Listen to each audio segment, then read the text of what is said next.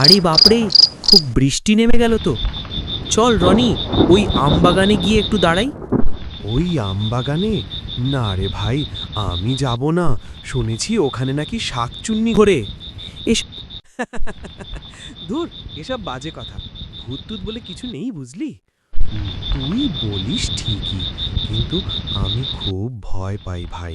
ওই দেখ, ওই গাছগুলো কেমন নড়ছে, দেখ। বাতাসে নড়ছে ভাই, ভূত নয়। চল চল, না হলে ভিজে ঠান্ডা লেগে যাবে। ভাই, তুই শুনছিস? এই যে নুপুরের আওয়াজটা কোথা থেকে আসছে? কেউ হয়তো রাস্তা দিয়ে যাচ্ছে। ভয় পাবি না একদম।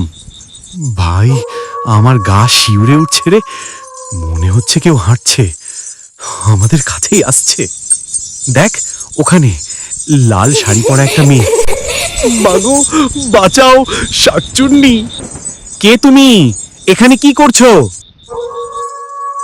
এই বাগানটা আমার, কেউ বিনা অনুমতিতে ঢুকতে পারে না। তোরা কেন এসেছিস সেখানে? ভাই, ভাই, ওর পা উল্টো। কি বলছিস? সত্যি? দৌড় দে ভাই, দৌড় দে।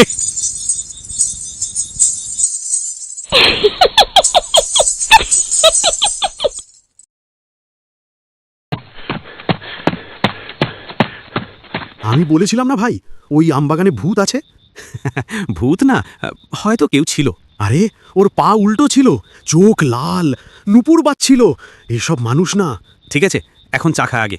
আরে বাবা, কি হাল তোমাদের? ওই দিক থেকে এলে নাকি? হ্যাঁ, ওই আমবাগান থেকে। ওখানে এক লাল শাড়িওয়ালি শাকচুন্নি ছিল কাকা। শাকচুন্নি না, আজ তো ওই বাগানের পাশে মেলা হচ্ছে। গ্রামের মেয়েরা নাটক করছে। আজ তাদের শাকচুন্নি চরিত্রর দৃশ্য ছিল। ওটা অভিনেত্রী ছিল? তাই তো বলি, নূপুরের টুংটাং এত সুন্দর কেন বাজছিল? ইস, কেমন বোকা বানিয়ে দিল আমাদের। ও, তোমাদের তো একটা কথা বলাই হয়নি। গতকাল রাতেও নাকি একজন ওই আমবাগানে লাল শাড়ি পরা কাউকে দেখেছে। কি জানি, কাল তো আবার নাটকও ছিল না।